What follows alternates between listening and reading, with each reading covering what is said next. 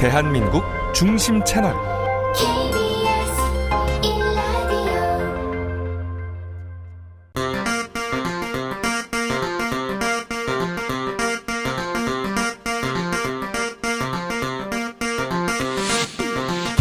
주진우 라이브 스페셜.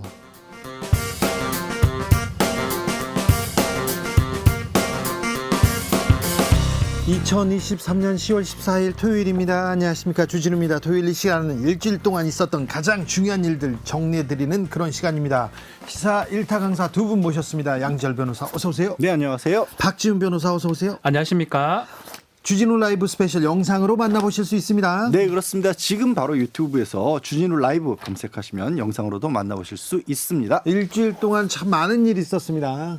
좀 뭐 많은 일이 있고 뉴스가 뭐 홍수인데 네. 뭐 가장 핵폭탄 같은 뉴스 하나는 강서구청장 선거고 네. 두 번째는 아마 김행 후보자 사퇴가 아닌가 생각이 됩니다. 강서구청장 보궐선거에서 여당의 참패로 봐야죠. 참패죠. 용산의 참패다 여기까지 나왔는데, 근데 그 이후에 김행 후보자만 이렇게 사퇴했습니다.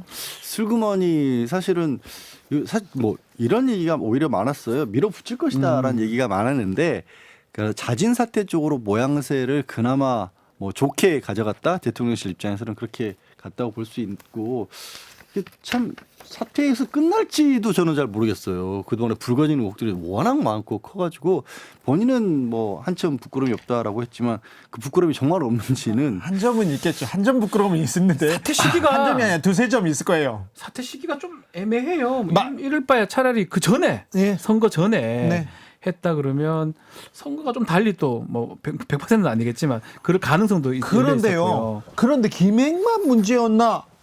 아니, 김행보다 신원식 국방부 장관 쿠데타를 옹호하고, 그리고 블랙리스트에 유인천 장관 블랙리스트 아예 없다 이렇게 얘기했는데, 오히려 그 다른 후보자들 가려주고 김행 후보자만 희생양 됐다 이 얘기가 인사청문회가 결국은 좀 상대적인 것 같아요. 만약에 이번에 인사청문회 김행 후보자가 없었으면 그 두 사람 아주 타겟이 됐을 가능성이 높거든요. 타겟이 돼도 그냥 막 임명하시잖아요. 아니 근데 뭐 타겟이라는 표현도 뭐 맞지만 또 일부러 찍어서 이렇게 공격한다 그런 게 아니라 드러난 의혹들이 굉장히 컸어요. 이 그렇죠. 두 분에 대해서도. 다 유인천 컸죠. 네. 이제 장관 같은 경우는 본인이 하신 말씀도 없었던 일, 나는 그런 말 한 적 없다라고 그러니까요. 하고, 블랙리스트도 내가 관여 안 됐다라는 게 아니라 없었다라고 얘기를 하셨잖아요. 아니, 그러니까요. 그래도 됩니까? 안 되죠. 아니, 그런데 결정적 한 방 없었다 이렇게 얘기하기에는 결정적인 몇 방이 있었어요, 다. 시작하자마자 결정적 한 방을 받고 시작했었어요. 자, 국감 시작됐는데도 인사청문회 후폭풍은 계속됩니다. 첫날 국방위에서 신원식 국방부 장관 임명 철회하라 이런 피켓을 들고 민주당 의원들이 국감에 임했습니다. 그랬더니 여기서부터 충돌은 시작됩니다. 국방위 성일종 의원, 김병주 의원의 이야기 듣고 오겠습니다.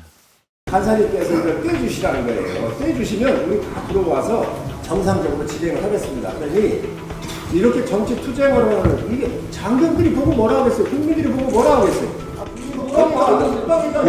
국민들은 신원식 장관 후보자의 그런 막말을 아직도 이해를 못해요. 그리고 그때 사과는 했지만 사안별로 진정 어리게 사과하도록 요구했는데 사안별로 하지 않았죠. 진정성도 그렇고. 그래서 부적격으로 의견을 낸 것이고, 국민들은 여기에 대해서 받아들이기 어려운 거고, 우리는 그것을 대변하기 위해서 피켓으로 그 의사를 대신 전달하려고 하는 것인데, 그거조차도 못하게 한다면 말이 됩니까? 아니, 원만한 진행을 위해서 떼달라는 거예요. 그리고 신원식 장관 막말 얘기하는데, 아니 그 얘기로 하면 우리는 할 얘기 있겠어요?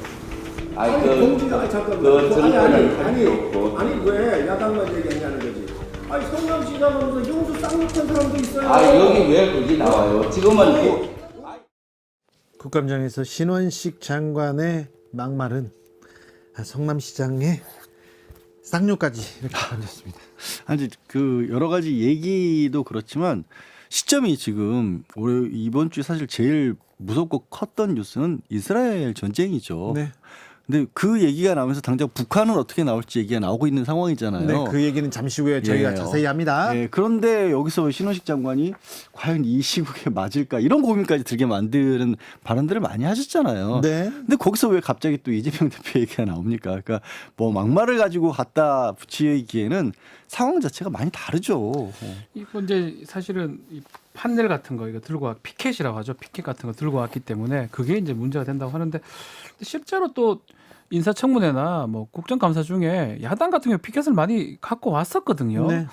그리고 이제 이 뭐 이렇게 임명 처리하라 이 얘기가 뭐 어떻게 뭐 아주 자극적이거나 이러지는 않는 것 같은데. 국방부 장관 임명된 지 며칠 안 됐어요. 며칠이 아니죠. 11일 날 됐죠. 바로 다음. 바로 다음이니까 이 부분에 대해서 물어본 건데 네. 이런 파행까지 사실은 이제 이게 파행을 위해서 좀 했지 않을까 이런 생각도 들 정도로 사실은 이거 그냥 넘어가서 해도 사실 되는데 네. 어쨌든 중요 상황에서 국감이 좀 파행이 된 게 좀 아쉽습니다. 자, 국감 가장 뜨거운 것은 양평 고속도로였습니다. 국토교통위 심상정 의원 그리고 원희룡 장관의 말 듣고 오겠습니다. 이렇게 거짓으로 이야기 됩니까?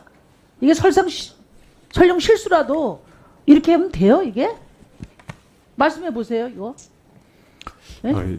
이 내용에 대해서는 이 부분을 좀 직접 그렇게 말씀하시면 안 되죠, 장관님. 아니 어떻게 장관이 이걸 일일이 다 구체적인 답변을 할 수가 판단을 있겠습니까? 하고 이런 정도 중요한 문제라서 경제성 분석을 했으면은 최소한 의지를 가지고 검토를 해야죠. 이게 몇 장만 넘겨보면 거짓말인데 그럼 보고서 읽어보지도 않으셨다는 얘기잖아요. 더 잘 설명할 수 있는 우리 국장이 바로 있으니까. 이 거짓에 대해서 책임지셔야 됩니다. 양평 고속도로 일타 강사를 자처한 원희룡 장관 심상정 의원한테 많이 혼났어요. 아니 말씀하신 것처럼 원희룡 장관이 스스로 일타 강사라고 칠판까지 강의까지 했는데 막상 이게 이제 어떤 얘기냐면 사실 노선이 확정안이 되기 전에 경제성 분석을 한다는 게 앞뒤가 안 맞는 일이거든요. 예. 근데 경제성 분석을 해봤더니 국토교토 해보니까 변경안이 훨씬 좋습니다. 이런 식으로 덜컥 발표를 했어요. 근데 그 근거가 된 데이터들이 잘못돼 있으니까 심상정 의원이 아니 이런 걸 가지고 보고서를 이렇게 게다가 순서도 안 맞게 내놓으면 어떻게 하냐라고 하니까 전 그거 뭐 장관이 그런 것까지 일일이 다 들여다보냐고 하는데 이게 그런 것까지 일일이 다 들여볼 사안이 아니잖아요. 다른 뉴스가 하도 많아서 묻혀서 그렇지 아직도 이거 양평권 해결이 안 된 겁니다. 사실. 가장 국민들의 이거 관심사고요. 시작 같아요. 예. 이게 이제 이렇게 시작되고 국감에서는 더 많은 질문들이 오갈 수 있거든요. 네. 뭐 민주당의 한준호 의원이라든지 이소영 의원이라든지 많은 질문들이 앞으로 아마 계속될 것 같습니다. 양평 고속도로 계속 뜨겁게 달릴 것 같고요. 국감장에 2분 계속해서 핫합니다. 핫해요. 한동훈 법무부 장관 이번에는 법사위에서 민주당 이탄희 의원을 만났습니다. 최근에 또 사면을 하셨습니다. 그래서 8.15 몇 달 됐죠? 네, 31명의 비리 경제인들이 사면이 됐는데요. 사실 작년에 8.15 사면 때도 굉장히 비판이 많았습니다. 또 이렇게 사면을 되는 거 보고 참 제가 참담하다는 느낌까지 받았는데요. 꼭 이렇게 계속 사면해야 됩니까? 사면 역대 정부가 계속 해왔고 사면권자의 정치적 판단입니다. 거기에 대해서 사면 근데 이 보도하는 비리 입장에서 경제인들은 특별히 말씀드릴 최소한 문제가 없습니다. 비리 경제인들만큼은 우리가 안 하는 관행을 어느 정도 확립해 왔습니다. 잘 아시겠지만 2013년 이후로는 비리 경제인들 사면된 건 윤석열 정부 전까지는 2명밖에 없었어요. 박근혜 대통령도 2명밖에 안 했습니다. 말씀하신 비리 경제인이라고 하시는 카테고리가 어떤지 모르겠네요. 그 전에 경제인 사면이 없었단 말씀이시죠? 그러면 한동훈 장관 얘기 듣고 왔습니다. 한동훈 장관은 이 문제도 그렇지만 사실 이제 지금 전까지 계속해서 논란이 되고 있는 왜 도대체 인사청문회 할 때까지 인사검증을 제대로 못하느냐 이 부분도 집중적으로 가장 큰 물어봤죠. 화제가 됐죠. 근데 본인이 이제 말씀하셨던 게 국회에서 그리고 언론을 통해서 우리가 투명하게 인사검증을 하면 그 더 잘할 수 있게 될 것이다라고 법무장관 취임할 때 얘기를 하셨는데 인사검증 어떻게 하고 있는지 아직도 밝히질 않아요. 그걸 밝힐 게 아니라는 식으로 이제 와서 또 얘기를 하고 저는 또 약간 놀랐던 게 사회적으로 어느 정도 지위에 있는 분들을 이렇게 추천하다 보면 그 정도 문제들은 다 나오기 마련이다라는 식으로 답변을 하세요. 그래서 아니 저분이 지금 한동훈 그동안 장관의 답변 태도에 대해서는 계속해서 말이 나옵니다. 그래도 일반 뭐 대정부 질문이나 거기에 비해서는 조금은 좀 누그러진 모습이. 누그러진 게 이겁니까? 아니 뭐 이 대정부 질문 때 하고는 이제 사실은 역공하는 모습도 있었거든요. 네. 의원들한테 뭐 개개인 얘기도 하면서. 근데 이제 국정감사는 이제 그렇게는 하지 못합니다. 그러다 보니까 그래도 답변하는 모양새고 좀 그때보다는 좀 누그러지는데 그럼에도 불구하고 지금 말했던 인사 기능을 법무부 가져갔습니다. 인사 또 이런 어떤 사면이라든지 법무부 얘기는 너무 많습니다. 또 특히 뭐 수사 부분도 있지 않겠습니까? 국감에서 가장 뭐 눈여겨봐야 될 부분이 아닌가 생각이 듭니다. 자, 저는요 이번 국감에서 저 과학자들한테 과학계에 들어가는 R&D 예산 삭감한 거 그거 좀 돌려놨으면 하는 개인적인 바람이 있는데요. 과방위에서 민영배 의원이 이 문제 지적했습니다. 이종호 장관 얘기까지 듣고 오겠습니다. 대통령이 말 한마디 해서 지금 R&D 예산, 그러니까 과학기술계가 난장판이 됐어요. 핵심이 뭡니까 핵심이? 그냥 줄어들었다가 아니고 왜 아무런 근거도 없이 줄이느냐, 이게 핵심이에요. 국가 R&D 예산, 국가의 미래를 결정하는 소설 가득까지 나서가지고 걱정하고 있는 이 사태에 책임을 지셔야 된다. 이 세상에는 부모 자식 간에도 용돈 좀 줄이면 그게 아무리 정당해도 문제가 생길 수가 있습니다. 이게 용돈에 비유하실 일이 아니죠. 물론 그렇습니다. 그럼 뭐 중차대한 일이고 훨씬 더 마무리. 깊이가 있는 일이라는 것 저 깊이 자, 마무리해 이해하고 주십시오. 있습니다. 부모 자식 간에 용돈을 좀 줄여도 이렇게 장관이 얘기하시면 안 되죠. 안 되죠. 사실 이거는 저는 그렇게 비유를 한다고 해요. 아무리 집안 사정이 어려워져도 애들 학원비 공부하는 데 드는 교육비. 돈은 가장 늦게 줄입니다. 그렇죠. 이거 그거잖아요. 사실은 R&D 비용이라는 게 미래를 결정하는 문제인데 용돈은 비유 잘못됐어요. 용돈은 어차피 사치비 같은 거고 그리고요. 이 사치비가 아니죠 사실은. 그리고 장관이 부처 장관이 이런 식의 태도를 보인다는 것은 국민들한테는 큰 실망감 무책임해 보입니다. 줍니다. 무책임해. 네. 예. 언론계에서도 뉴스가 많았습니다. KBS 이사에 전 월간조선 기자를 임명했습니다. 5.18 관련해서 굉장히 좀 비판을 받았던 인물인데요. 윤석열 대통령이 11일 날 임명했어요. 그리고요. 그리고 MBC 김장겸 전 사장이 유죄 확정받았습니다. 노조 활동을 부당 개입했다는 혐의로. 근데 이분이 국민의힘에서 큰 자리 맡았잖아요. 다시 최근에 그 가짜뉴스 관련이었던가요? 위원장 맡으셨어요. 그런데 참 국민의힘에서 자꾸 이런 분들 막 계속 맥락이 안 맞아. 왜냐하면 재판 진행이 중요했고 이 유죄 확정될 가능성이 매우 높은데 임명을 사실 하는 게 맞는지. 사람 쓰는데 뭐 재판이 중요한가요? 아니죠. 유죄 그래도 무죄가 아니죠. 중요한가요? 어떤 데에서는 이런 부분을 중요하지 않게 생각해요. 사면시켜서 좀 국민의힘에서. 후보로도 나왔었는데. 자, 주진우 라이브 스페셜 본격적으로 시작해 봅니다. 가장 큰 뉴스는 뭐니 해도 강서구청장 보궐선거였습니다. 더불어민주당 진기훈 후보의 압승으로 마무리됐습니다. 자, 미니 총선이라고 앞으로 총선 가늠할 수 있다고 해서 매우 중요한 자리였는데요. 여러 가지 해석 나오고 있습니다. 김영우 전 의원과 먼저 얘기 나눠봤습니다. 자, 이번 선거 어떻게 보셨습니까?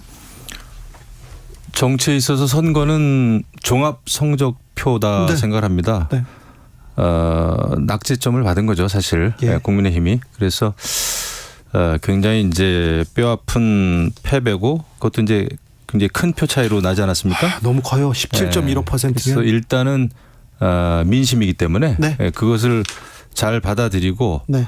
어떻게 그 패배를 진단하는지 네. 그리고 이제 어떤 처방을 내리는지 이것이 이제 국정 운영 그다음에 내년 총선의 또 승패를 가르는 네. 길이 되겠죠. 국민의힘에서는 험지에서 잘 싸웠다 이런 얘기도 있습니다. 그런데 이 험지에서 오세훈 시장은 송영길 시장 후보를 14% 이상 이겼고요. 김태우 전 구청장도 김승현 후보를 2% 이상 따돌렸습니다. 그런데 이번에는 17.15%인데요. 그런데요, 이 선거 결과 대통령 지지율하고 거의 비슷한 거 아닙니까? 그러니까 이제 강서구 같은 경우에는 물론 현직 가불병 3명의 이제 민주당 의원이 네. 있습니다. 네. 쉽지 않은 네. 지역입니다. 국민의힘한테는. 예, 쉽지는 않아요. 그런데 이제 저도 뭐 18대부터 국회의원을 했었습니다마는 김성태 의원 동료 의원이었죠. 네. 내리 3선을 한 적이 있고 예. 또 지난해 또 우리가 지방선거 잘 싸워서 이기지 이겼어요. 않았습니까? 네, 그래서 그 지역은요 서울의 많은 지역하고 비슷하게 잘하면 이기고 잘못하면 지는 지역이에요. 맞아요. 예, 그런데 이제 이번에 국민의힘이 좀 잘못한 점이 분명히 있죠. 그리고 민주당의 전략에 좀 말려들은 감이 있어요. 민주당의 전략에 말려들다뇨. 그러니까 민주당은 사실 이재명 대 윤석열 대통령 대결 구도로 생각을 하고 윤석열 심판론을 뭐 가장 네. 먼저 앞세웠습니다. 그런데 사실 냉정하게 보면은 강서구청장 선거였습니다. 예. 그리고 강서구를 어떻게 발전시킬 것인가는 굉장히 실질적인 민생의 문제였어요. 예. 그래서 제가 이제 사실 선거 와중에도 제가 방송에서 나가서 그런 얘기는 한 적은 있는데 네네. 아주 세게 얘기하기는 좀 미안하긴 했었지만 김태우 후보가 이제 후보로 나오는 거가 좀 공감이 좀 안 되는 측면이 있지 않습니까? 그렇죠. 네. 국민의힘에서도 그 얘기가 네. 있다가 사라졌어요. 근데 이제 또 선수가 되고 나서는 좀 혼자 했어야 된다고 생각합니다. 예. 그러니까 이 과거에 이제 김태호 의원이나 예전에는 또 이재호 네. 의원님 이런 분들은 굉장히 어려운 때 선거를 하면서 당의 지원을 뿌리쳤다기보다는 지원할 것 같으면 전화로 지원해주고 나 혼자 새벽부터 밤늦게까지 하겠다. 예. 근데 그게 선거에서는 굉장히 중요하게 잘 먹힐 때가 있어요. 예. 김태우 후보도 그랬으면 어땠을까? 근데 너무 힘 있는 여당 후보론 쪽으로만 나갔어요. 네. 오히려 제가 죄송하게 다시 출마하게 됐습니다. 강서구 발전을 위해서 제가 하던 일이 있고 하고 싶은 일이 있기 때문에 다시 이렇게 돌아왔습니다. 죄송합니다. 부끄럽습니다. 하지만 일할 기회를 주십시오 해가지고 새벽부터 밤늦게까지 열심히 했더라면은 저는 그게 오히려 유권자의 마음을 사는 길이었다 생각했거든요. 네. 근데 양상은 반대로 갔죠. 모든 서울의 당협 위원장하고 시도위원들, 시구의원들 이런 분들이 나서다 보니까 또 서로 사진 찍어서 올리고 예. 그러니까 이게 좀 축제 분위기 비슷하게 가고 유세차 그냥 선거운동이 돼버렸어요. 그래서 이것은 또 선거 전략의 미스다. 네. 이런 생각도 좀 들어요. 제가 말씀드린 대로 네. 종합평가이기 때문에 네. 이런저런 분석을 해보자고요. 예, 그렇습니다. 사실 민주당의 대승 그 두 분도 계속해서 전망했지 않습니까? 아니 저도 뭐 제가 예상한 대로 거의 됐어요. 네, 거의 다 이번 수치 거의 다 맞췄어요. 네. 아니 왜 그러냐면 그 분위기를 사실 국민의힘과 대통령실에서 만들어 버렸어요. 이걸 대통령 선거로 판을 키웠잖아요. 네, 역대 그 보궐선거 앞으로도 보궐선거가 이렇게까지 주목받는 뉴스가 있을까요? 그리고 대통령이 말씀드렸던 것처럼 사면시키는 바람에 후보로 다시 들어왔고 김기현 당 대표까지 출동을 해서 뭐라고 그랬냐면 아니 우리 후보가 대통령하고 직접 한라인 연결되는 데라라고 해서 대통령실하고 당대표가 직접 연결을 시켜버렸습니다. 그러고 나서 뭐 저 나경원 전 의원이라든가 아니면 뭐 안철수 지금 뭐 선거 본부장 시켰고 하다못해 지금 징계받고 있는 김재원 의원까지 보면서 뭐 전부 다 출동해서 다녔잖아요. 강서구에. 네. 그렇게 만들어놨으니까 미니 총선이 됐는데 왜 그런지 지금도 이해가 안 가요. 사실은 이런 보궐선거를 하면 뭐 이거는 뭐 여당 야당 얘기긴 한데 투표율이 낮아야 좀 여당한테 유리하다. 뭐 집권을 하고 있으니까. 네. 그리고 가급적이면 주목받지 않고 정책 선거 같이 가야 되는데 반대로 했습니다. 정반대로.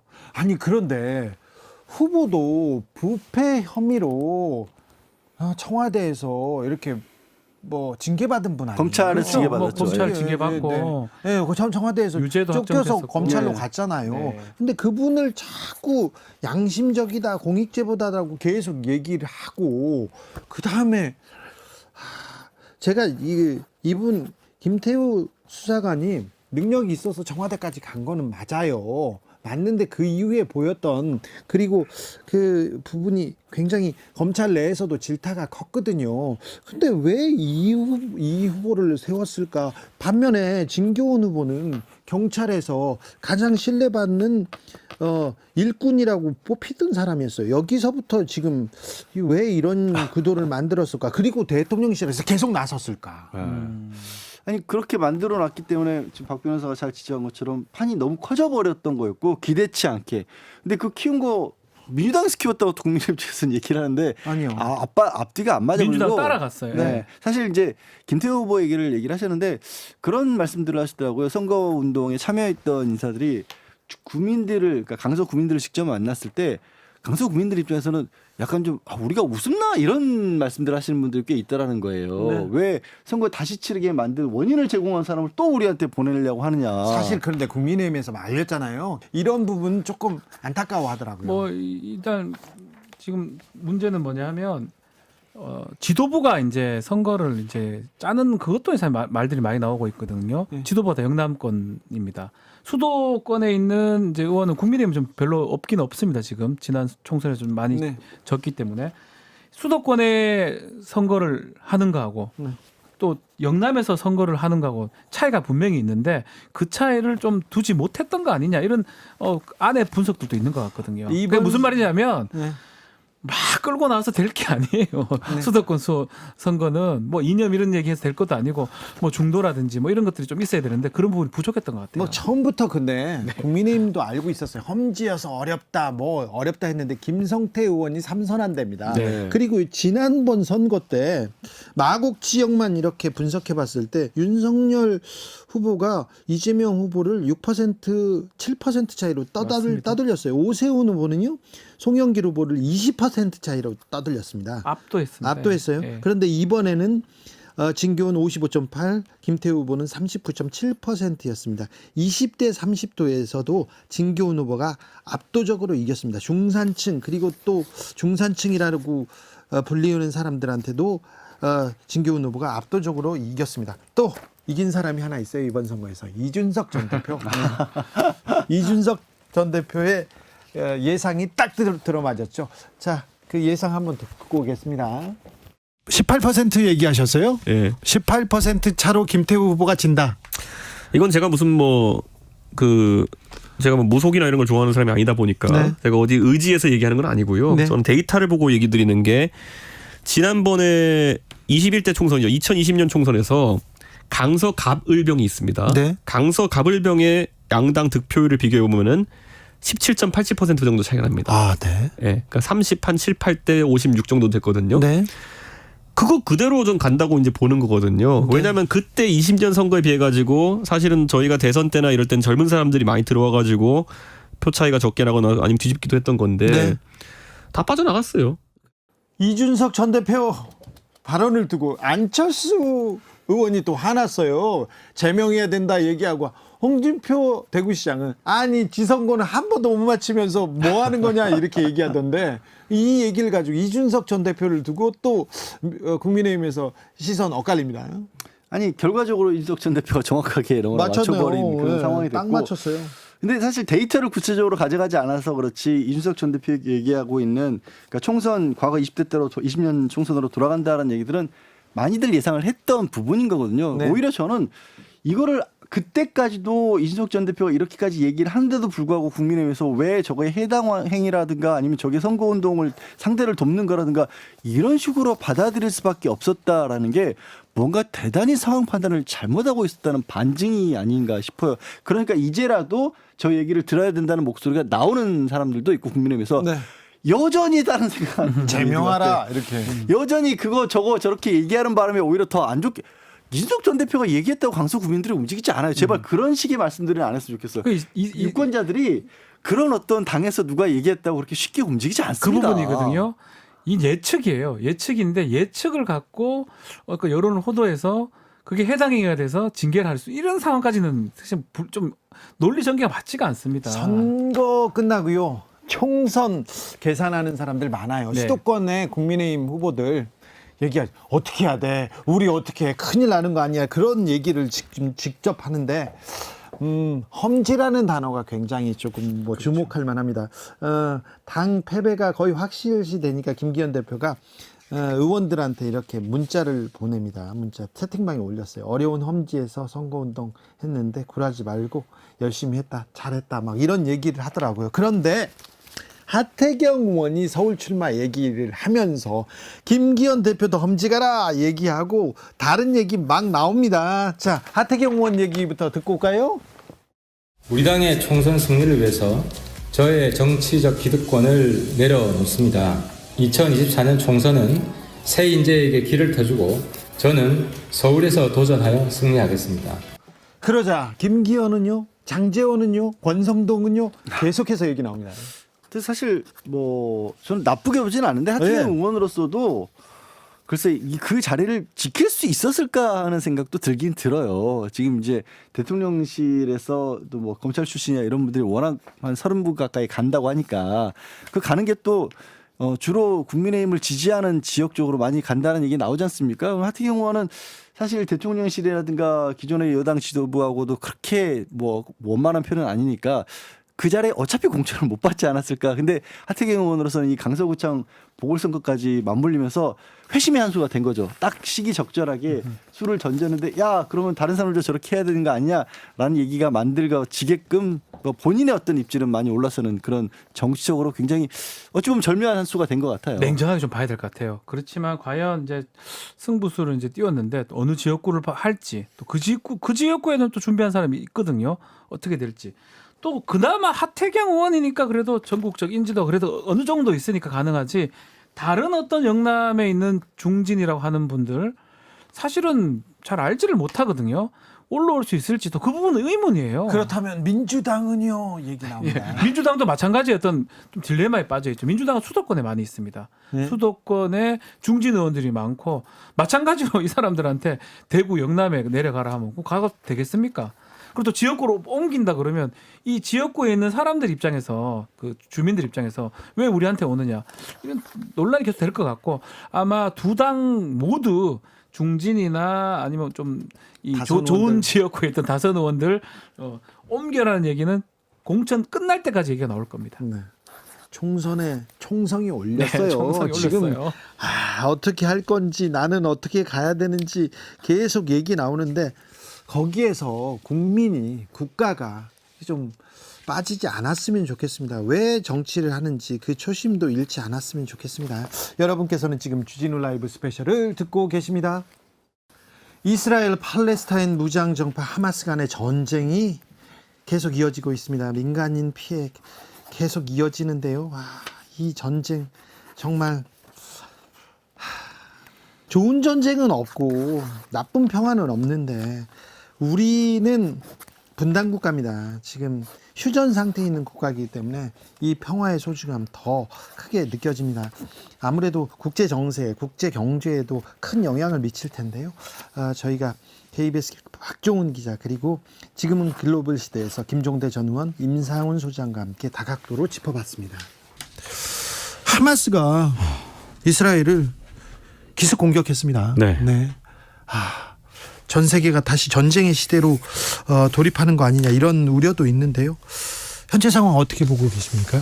이 정말 끔찍한 얘기들을 자꾸 말씀드리게 돼서 좀 안타까운데 네. 어쨌든 지금 이제 굉장히 중요한 부분은 어느 정도까지 확전되느냐. 사실 지금 기로에 서 있다 해도 과언이 아니거든요. 두 가지 측면에서가 문제인데 첫 번째는 이스라엘이 이제 피해 보복을 선언했으니까 어느 정도까지 할 것이냐. 보복을 하는 또 국민들이잖아요. 그러니까 하마스는 사실은 여기 하나의 정치 집단, 무장 집단에 불과하고 이 일종의 보복을 하게 되면 팔레스타인의 일반 가자 주민들, 민간인들은 사실 또 다른 상황이거든요. 그렇기 때문에 또 이게 아랍권 전체로 어떻게 바뀌느냐가 굉장히 중요한 부분이고요. 또 하나 이제 확전에 이제 걱정되는 부분은 이 레바논 쪽, 즉 이스라엘 북쪽에 있는 레바논 쪽에 있는 헤즈볼라에서 과연 공격에 개입할 것이냐.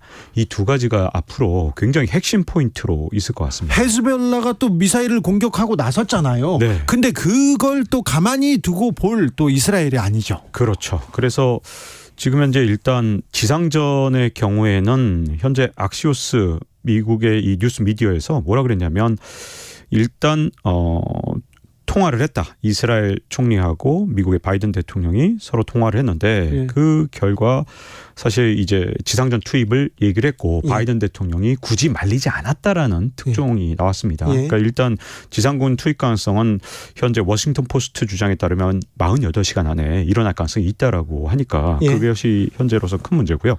헤즈볼라를 제가 거론했던 이유가 뭐냐면 사실 하마스 같은 경우에 물론 이제 본인들 주장은 한 4만 명 정도가 있다고 하지만 한 1.5만 명 정도 네. 병력이 있는 것으로 알려져 있어요. 예. 근데 헤즈볼라의 병력은 6만 명이 넘거든요. 아, 예. 그래서 만약에 헤즈볼라가 지금 현재는 박격포 공격만 예. 지금 현재 이틀 넘게 하고 있는데 만약에 직접 개입을 하게 되면 이 문제가 예. 굉장히 크게 확산될 수밖에 없거든요. 그리고 레바논과의 확전, 그러면 저 옆에 이란도 있고요. 네. 그 뒤에 또 사우디나 또 다른 아랍 국가도 있고요. 이거는 또 엄청나게 또 커질 수도 있는 일인데요. 네. 근데 현재까지는 어쨌든 그 확전의 이 결과가 너무 끔찍하다는 걸 서로가 알고 있기 때문에 네. 어느 정도 통제된 그런 상황이 오지 않을까 하는 희망적인 그런 전망이 조금 더 많긴 합니다. 그런데요, 하마스는 무장 투쟁을 했어요. 그런데 최근에는 좀 조용했잖아요. 몇 년은. 네. 갑자기 이스라엘을 공격한 이유는 뭡니까? 네. 결정적인 이유는요? 일단 이걸 외신에서는 딱 한 가지 이유만 계속 꼽아서 얘기를 하는데 물론 그 부분이 있는 건 사실이에요. 일단은 사우디하고 지금 이스라엘이 네. 서로 평화 외교 모드. 관계가 예. 평화 모드가 있죠. 예. 근데 이게 뭐가 문제냐면 트럼프 전 대통령 때 이미 아브라함 협약이라 그래서 UAE나 아니면 바레인하고는 이스라엘이 외교 관계가 개선됐거든요. 네. 근데 여기까지 간 상태에서 사우디까지 예. 만약에 외교 관계가 개선되게 되면 하마스 같은 경우는 예. 어떻게 되겠습니까? 외교적 고립이 일어나겠죠. 예. 특히 하마스 같은 경우는 수니파거든요. 네. 그러니까 수니파 입장에서는 이게 수니파 다른 국가들이 다 사우디가 이스라엘하고. 순위파의 또 대장 네. 국가입니다. 그렇죠. 사우디하고 지금 말씀드린 UAE나 이런 나라들이 다 수니파이기 때문에 네. 수니파 내에서 이게 또 같은 무슬림이라도 수니파 내에서도 고립이 되니까 일종의 굉장히 좀 긴장하고 예. 공포에 어떤 휩싸였던 게 아니냐 이런 분석인데 여기에 제가 하나 더 붙이자면 네. 사실은 네타냐후 총리가 된 다음에 네. 그 다음에 일어났던 일이 뭐냐면 예. 이번에 3기 집권이거든요. 네. 근데 3기 집권 일어나기 직전 작년 연말 직전까지 사실 네타냐후 총리가 어떤 문제에 시달렸냐면 온갖 부패 비리 사건들이 터지면서 네. 이게 사법부하고 이 굉장히 갈등을 많이 겪었습니다. 그래서 사법부를 장악하려다가 또 온 국민이 들고 일어났잖아요. 맞습니다. 그래서 이 거의 이스라엘 역사상 가장 최장의 최대 시위가 일어났고 심지어 이스라엘 내에서는 내전 상황에 가까웠다 이런 얘기까지 있거든요. 자, 네타냐후 총리는 정치적 위기에 코너에 마구 몰렸어요. 네, 맞습니다. 그런데 그래가지고 이렇게 긴장이. 그래서 네타냐후 총리가 이제 강공책을 쓴 부분이 있는데 바로 이제 지금 현재 이제 팔레스타인 사람들이 많이 사는 곳이 지금 현재 공격을 현재 하고 또 이제 현재 이스라엘의 보복 공격을 받고 있는 가자 지구뿐만 아니라 서한 지구라는 게 있습니다. 요르단강 서한 지구인데 이 요르단강 서한 지구는 서울시 한 10배 정도 면적이 되고요. 가자 지구는 서울시 한 절반 정도 되거든요. 근데 요르단강 서한 지구를 강제 병합하겠다. 이런 식으로 나왔습니다. 그리고 실제로 여기에 이제 여러 가지 국제법상으로 문제가 있는 불법성이 있는 그런 이스라엘 정착존을 엄청나게 많이 만들고 가자 지구도 뭐 계속 시시때때로 공습을 했거든요. 자, 이렇기 때문에 네타냐후 입장에서는 어쨌든 외부의 적을 계속해서 만들었네요. 네, 이거 뭐 그래서 갈등을 그러네요. 훨씬 더 키워왔던 것들 이런 것들이 이제 하마스 입장에서는 일종의 이제 기회로도 본 거죠. 왜냐하면 야 이거 이스라엘이 내분이 일어났네. 이때 기회를 놓치면 안 되겠다. 이런 생각도 있었던 게 아닌가. 여러 가지 것들이 지금 현재 복합적으로 일어나면서 하마스에서 이런 어떤 끔찍한 잔혹한 일종의 침략을 한 게 아닌가 이런 생각이 듭니다. 한국이 계속 지금 소환되는데요. 이 전쟁과도 같은 이런 위기에서 그 이유는 뭡니까? 이제 한국이 소환된 건 정말 엉뚱하다 할 정도인데 이게 갑자기 트럼프 전 대통령이 이게 전부 다 한국에서 보내준 60억 달러 자금 때문이다. 이란에 동결시켰던 이란 맞습니다. 자금. 그게 원래 어떤 돈이냐 하면 이란 자금이거든요. 그래서 이란에 우리가 석유를 산 다음에 그 원유 대금을 사실 원래 지불했어야 되는데 미국이 그동안 못 주게 했죠. 못 주게 했죠. 근데 문제점은 미국인 인지를 풀어주면서 그 대가로 엉뚱하게 한국이 튀어나온 거예요. 그 대가로 지금 한국한테 니네 돈 줘 이렇게 한 거 아닙니까? 미국이 지금 이렇게. 그렇죠. 사실은 이게 외교에서 정말 중요한 게 명분과 그다음에 시기와 방법인데 문제는 이 60억 달러를 지급할 때 미국의 인지를 풀어주면서 그것도 바이든 대통령의 필요에 의해서 우리가 돈을 지급했기 때문에 갑자기 이게 공화당과 트럼프 전 대통령의 공격의 대상이 된 겁니다. 그래서 한국이 소환된 거거든요. 이게 문제점은 뭐냐면 이란이 뒤에 있다라는 게 공화당과 이 트럼프 전 대통령의 주장이고 아직 밝혀지진 않았습니다. 네. 지금 현재 바이든 정부에서는 부인하고 있습니다. 네. 그 증거는 없다. 왜 네. 그러냐면 이란이 뒤에 있다는 걸 만약에 미국 정부가 인정하게 되면 네. 그 60억 달러 때문이네라는 공화당의 주장을 인정하는 셈이 되기 때문에 네. 이거 현재 바이든 정부에서는 인정하지 않고 있지만 네. 문제는 처음부터 이 돈을 줄 때 명분이 진짜 중요한데 네. 미국의 필요에 의해서 미국 인질을 풀어줄 때 우리 돈을 줬단 말이죠. 미국에 네. 또 허락이 있었겠죠. 네. 그러다 보니까 갑자기 미국 정치에 소환이 되면서 우리나라가 거론되면서 이스라엘의 이런 어떤 참혹한 공격에 한국이 지급한 돈이 사용됐다. 이런 비판을 받고 있는 거고요. 바이든 대통령이 물론 반격을 했습니다. 네. 우리가 이거 이란한테 허용해 줄 때 용처를 절대로 이렇게 무기나 이런 데 쓰지 못하도록 전쟁에 쓰지 못하도록 제한했다. 이렇게 말을 했거든요. 근데 이란이 다시 반박을 했죠. 이거 원래 우리 돈인데 네. 원래 한국으로부터 받을 돈인데 너희들이 뭔데 용처를 제한해? 이렇게 반박을 해버리니까 다시 트럼프 전 대통령의 발언권에 힘이 실리면서 자꾸 우리나라에서 지급한 돈이 미국 정치권에서 회자되는 좀 황당한 일이 벌어졌습니다. 근데 우리나라에서 준 돈으로 이번 그 테러나 이번 전쟁에 전쟁과도 같은 이런 공격에 지금 쓰였다는 그런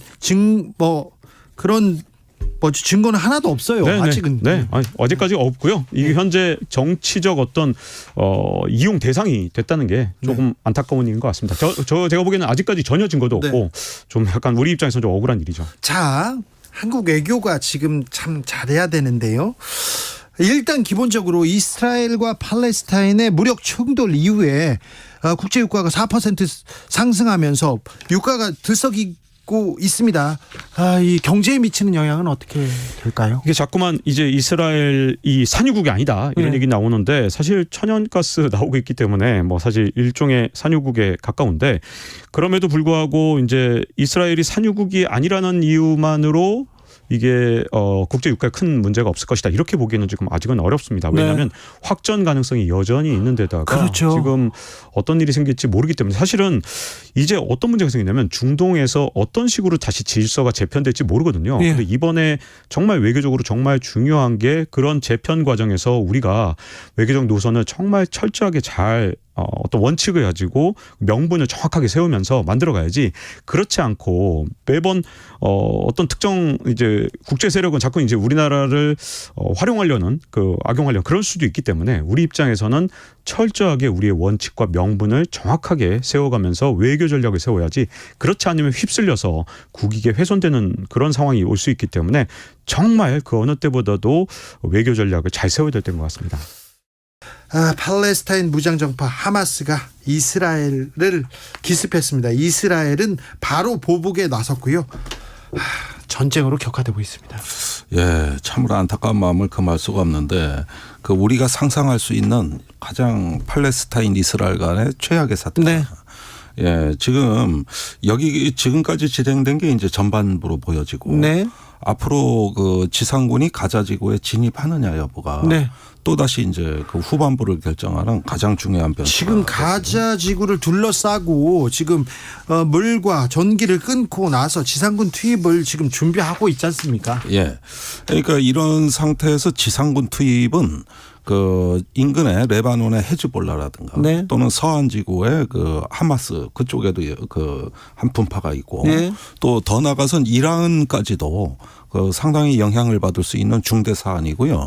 이게 중동 판행을 결정하는 데 있어 가장 중요한 분기점입니다. 사실은 가가지고 가자 지구를 장악하고 하마스를 이제 뿌리를 뽑으면 될 거 아니냐 이렇게 단순하게 생각할 수 있지만은 사정이 그렇지가 않습니다. 그렇죠. 지금 시가전에 대비해 수많은 부비 출입이 설치된 걸로 보여지고 또 이게 이스라엘군이 아무리 용맹하고 능수능란하다고 해도 가자 지구를 완전히 장악하는 건 불가능합니다. 현재 200만이 넘는 인구가 230만 명가량 됩니다. 예. 이 지역에서 군이 완전히 장악을 해가지고 이걸 갖다가 관리하고 통치하는 게 과연 하겠느냐. 점령을 해도 한시적일 수밖에 없거든요. 그러면 그 이후에 이 종결할 수 있는 출구가 막힐 수도 있어요. 지금 이런 면에서 이게 상당히 어떤 어려운 작전이고 이스라엘도 한 번도 겪어보지 못했던 어떤 그 아주 그 굉장히 복잡하고 또 한편으로는 더러운 전쟁이라는 용어도 있어요. 네. 이런 식의 어떤 질곡에도 빠질 수 있기 때문에 더러운 전쟁에 지금 총성은 울렸습니다. 그러니까 이번 사태가 지금까지 그 수십 년 동안에 그 팔레스타인 지역에서 네. 이스라엘과 팔레스타인 사이에 서로 이제 그 공격을 하고 또 응징을 하고 이런 여러 차례 있어 왔는데 지금까지의 어떤 그 양상하고는 완전히 다르죠. 근본적으로 다르게 생각을 해야 되는 것이고 우리가 이제 과거 9.11 사태에 준하는 굉장히 국제 세계사적으로 어떤 전환점이 될 수도 있는 그런 사건이라고 봐야 되고요.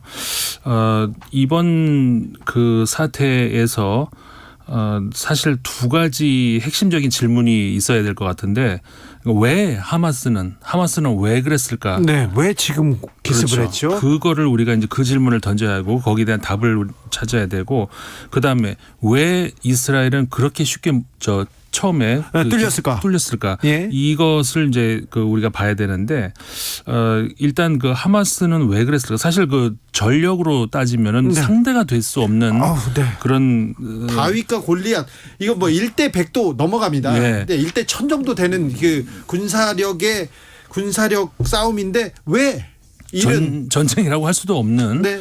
거의 이게 자살 공격, 자살에 네. 준하는 그런 공격이었단 말이에요. 그러니까 이거는 합리적인 그런 사고로는 그 생각할 수 없는 그런 것인데 사실 지금 최근까지 우리가 요즘에 그 중동의 데탕트다 이런 이야기를 많이 해왔습니다. 최근에는 평화의 바람이 불었잖아요. 네. 뭐 무력 충돌도 그렇고 자살 폭탄 테러도 소식도 별로 없었어요. 예. 그게 이제 우리가 착시를 일으키는 것인데 우리가 이제 중동이 뭔가 좀 그 평화가 오려나 네. 이런 것이 우리가 그 미국과 가까운 그런 국가들의 시각에서 보면은 뭔가가 이렇게 평화가 오는 것 같이 보인다는 것이죠. 네. 그런데 항상 그 사각이라는 게 있다는 것. 그러니까 우리가 보이지 않는 것. 그러니까 미국의 그 시각에서 그다음에 미국과 가까운 국가들의 시각에서 보면은 뭔가 좀 되는 것 같아. 지금까지 그 이스라엘은 그 적대시 해왔던 아랍 국가들과 아브라함 협정이라고 해가지고 아랍에미리트 연방과도 수교를 하고 그다음에 지금도 계속해서 그 대상 국가를 늘려나가고 있단 말이에요. 곧 사우디아라비아하고도 수교를 뭐 할 것 같고 이렇게 하나하나 이렇게 그 하는 과정에서 지금까지 그 팔레스타인 입장에서는 자신들의 어떻게 보면 뒷 배경이라고 생각할 수 있었던 그런 아랍 국가들이 하나둘씩 이제 자신들을 어떻게 보면 그냥 버리는 그냥 카드 취급을 하게 된다는 것이죠. 그러면 지금까지도 열악한 상황에 놓여 있었던 그 팔레스타인인들은 더 이상은 이제 살 수 있는 그러니까 모든 아랍 국가들이 팔레스타인을 버리고 이스라엘과 그 협정을 그러니까 국교를 정상화한다면 더 이상 살 수 있는 그런 가능성은 전혀 없습니다. 이런 마지막 그러니까 물론 뭐 아까 이수 교수님도 그런 말씀 하시던데 인터뷰 들었는데 자칫 하마스의 이번 그 비인륜적인 공격이 뭐 합리화되는 그런 건 아닙니다. 네. 그거는 이제 별도의 문제고 왜 하마스는 이 질문에 대한 답을 하는 과정인데 더 이상의 어떤 합리적인 외교적인 어떤 그런 차원에서 할 수 있는 길이 다 막혔다고 생각을 하는 거예요, 이 사람들은. 그런데 이런 비합리적인 비인륜적인 이런 그 행위를 저지르니까 국제사회에서 쳐다보잖아요. 이 사람들이 할 수 있는 행동은 그거밖에 없었다고 생각을 합니다. 예, 이 문제에 대해서 그 하버드 대학의 스테판 월트 교수가 포린 팔리시에 바로 기고문이 나왔어요. 그런데 아주 그 분석이 잘 돼 있는데 이스라엘이 지금까지 팔레스타인한테 가했던 것은 세 가지 차원이라는 겁니다. 첫째, 폭력을 가하고 두 번째, 강제 이주를 시키고 세 번째는 비인간화. 이렇게 해가지고 이제 그 압박을 해왔는데 사실 이런 문제에 대해 가지고 이번에 아브라함 협정이라고 해서 UAE하고 이제 이스라엘이 그 화해를 하고 이번에 사우디가 이스라엘하고 또 관계 정상화를 하는 이러는 와중에서 팔레스타인 문제에 대해 가지고 어떤 두 개의 국가로는 형식적으로 미 국무부가 브리핑을 하면서 실제적인 노력을 아무것도 하지 않았다. 그렇게 되니까 미국 안에서도 아무런 어떤 의미가 없는 이런 어떤 그 주장에 하마스는 결국은 굴복하고 순응하게 될 것이라는 이게 미국의 판단이었다는 거예요. 예. 반면에 그 팔레스타인에서는 대해서는 하마스가 아무리 잔혹한 행위를 이스라엘한테 가해도 그것은 저항권의 일부라고 본다는 거죠. 네. 왜냐하면은 그 이스라엘 자체가 이미 그 저기 팔레스타인에 대한 존재를 부정하고 있고 여러 가지 국제법에 위반되는 행동을 이스라엘이 하기 때문에 정당한 저항권으로 대다수의 팔레스타인들은 인식하고 있다는 거거든요. 이렇게 되면은 이 분쟁에 있어 가지고 사실상 이슬람권 대부분의 나라들조차도 심정적으로 팔레스타인한테 동조하게 돼 있다는 거죠. 그렇게 되면 지금 수교 협상이나 이런 것들은 애시당초 이 문제를 팔레스타인 문제를 건너뛰고 시도하는 것 자체가 넌센스였다는 거예요. 이제 이런 지적들이 나오고 있는 거거든요. 그런데요. 아이언돔 이런 얘기도 있었고 그리고 지상 최고의 정보기관 모사드 이런 얘기도 있고 이스라엘은 다 준비가 돼 있어 이렇게 얘기했었는데 세계 최고의 첩보기관 그리고 세계 최고의 첩보망을 가지고 방어망을 가지고 있었는데 그냥 기습에 그냥 무참히 뚫렸어요. 군사적으로는 어떤 일이 있었어요? 모사드, CIA 다 그런데요. 네. 원래 모사드의 명성은 첨단 기계 정보만이 아니라 인적 휴민트라고 하죠. 네. 인간 첩보가 뛰어나고 공작에 능했던 이런 어떤 화려한 그 전력이 있고 그 속에서 축적된 정보 역량을 가져왔던 겁니다. 그런데 네. 최근으로 올수록 점차 인간 정보보다는 어떤 인공지능이라든가 위성 정보 같은 기계 정보에 의존하는 쪽으로 이렇게 많이 좀 안주하는 경향이 최근에 있었던 것 같고요. 네. 심지어 이스라엘은 인공위성으로 지상의 기관포를 조정할 능력을 갖고 있어요. 그 정도로 어떤 기계적인 면은 더 탁월해졌습니다. 네. 그러나 결국은 어떤 인간을 이해하고 집단의 정서를 통찰해 가지고 이게 상상력을 발휘하는 인간적인 측면에 있어서는 점차 안주하거나 퇴행이 있었다고 보여지는 거고요. 네.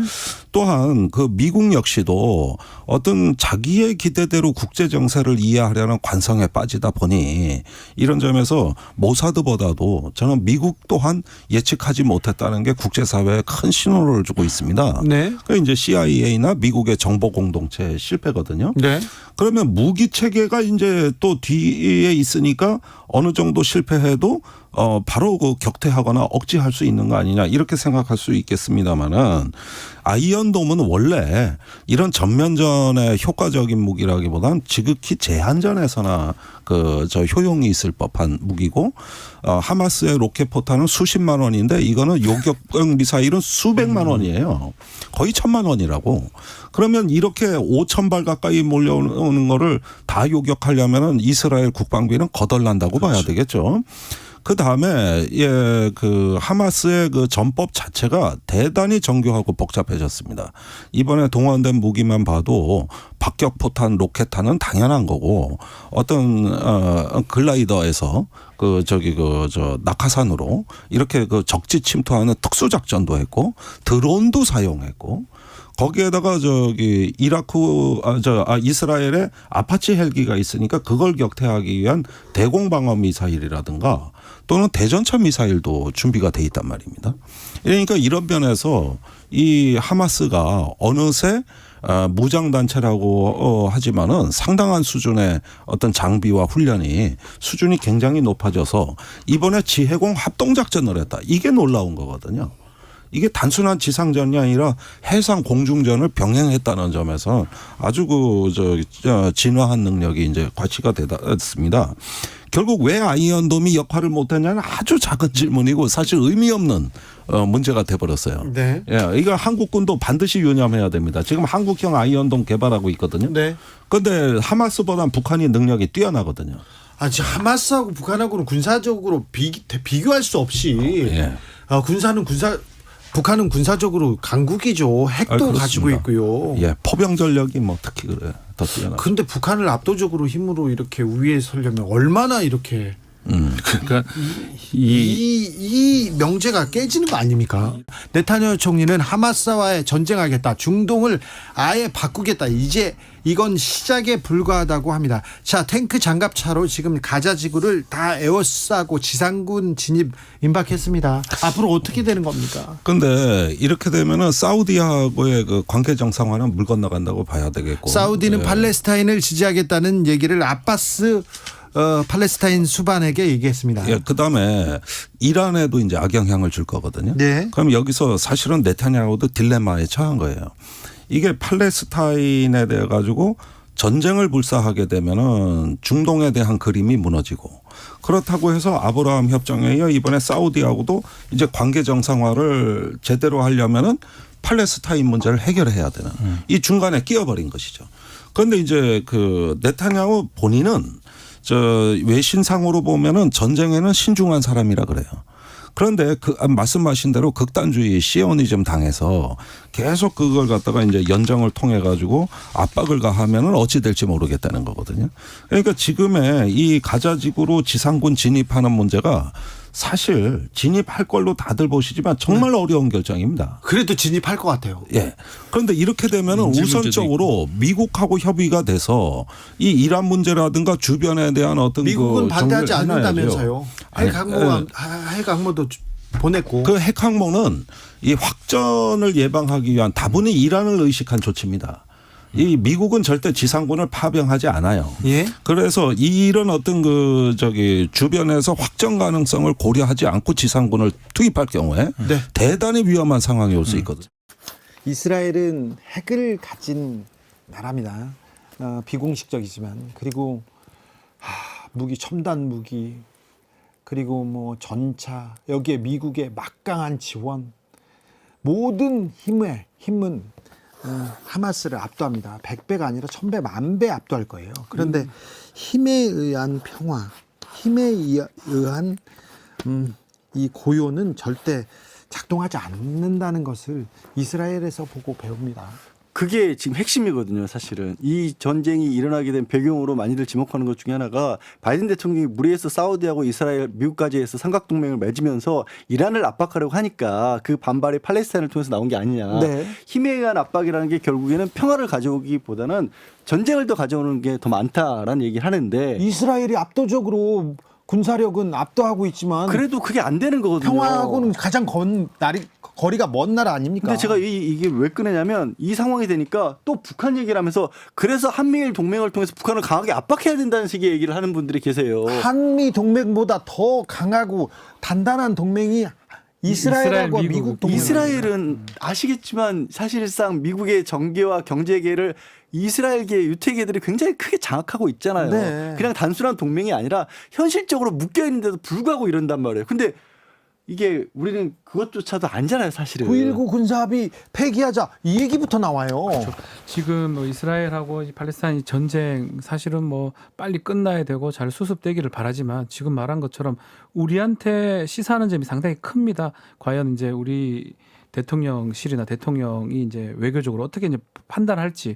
사실은 지금 뭐 얘기는 이제 뭐 다른 뭐 경제적 얘기라든지 이런 어떤 얘기를 하고 있지만 혹시나 우리 지금 양 변호사가 말씀하신 것처럼 한미일 동맹 이게 여기서 혹시 작동하거나 또 잘못된다 그러면 북한도 또 자극할 수 있는 부분 교훈을 좀 삼아야 되지 않을까 생각이 듭니다.